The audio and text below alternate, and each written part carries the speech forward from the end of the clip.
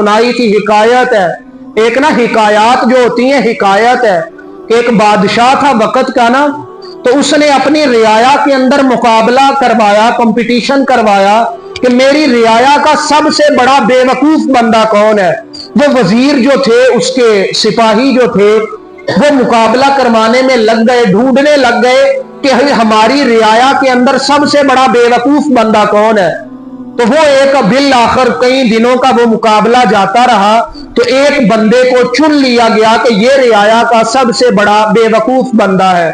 तो जब वो बेवकूफ बंदा बादशाह के सामने पेश किया गया कि बादशाह सलामत, ये बंदा आपकी रियाया का सबसे बड़ा बेवकूफ है, बादशाह ने ना उसे अपना हार जो है ना वो उतारा, मोतियों और जवाहरात का कीमती हार उस बेवकूफ को दे दिया। कुछ दिन गुजरे तो बादशाह की तबीयत खराब हुई और जो है ना वो लाइलाज हो गया। अब ये बात तय थी कि इसने मर जाना है। तो वो जो बेवकूफ था ना, उसने कहा कि यार मुझे बादशाह ने इनाम दिया है, चलो उसकी तीमारदारी कराता हूं, बीमार पुरसी कराता हूं। वो आया बादशाह की तीमारदारी के लिए, बेवकूफ बंदा।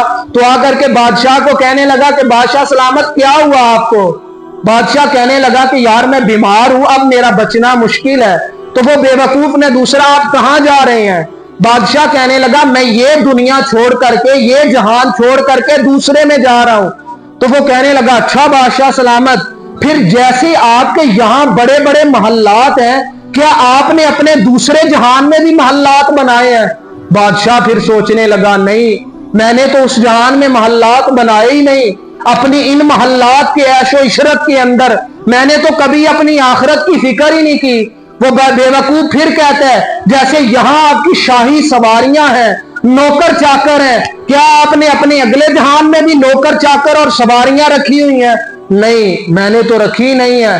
तो वो ना बेवकूफ ने फिर ऐसे सवाल किया जैसे आपका यहाँ बड़ा घर है, बीवी है, बच्चे हैं, तो क्या अगले जहान के लिए भी कोई आपने वो सोचा है। बादशाह कहने लगा नहीं। तो वो बेवकूफ ने ना अपना हार उतारा और बादशाह के गले में डाल दिया। उसने कहा फिर बादशाह सलामत, बेवकूफ मैं नहीं आप हैं, आपने अगले जहान में जाना है और आप जा रहे हैं, ये बात तय है। तो आपको चाहिए था कि आप अपना घर बनाते, आपको चाहिए था कि आप अपनी सवारियों का इंतजाम करते।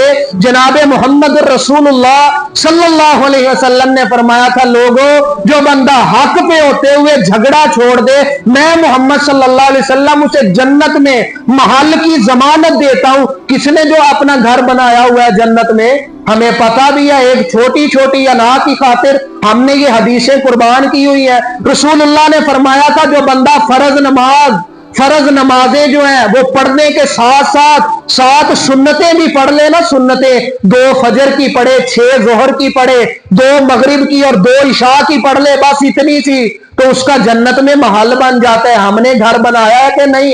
अगर बनाया है तो फिर तो बड़े समझदार हैं हम, अगर नहीं बनाया तो फिर हम भी बेवकूफ हैं।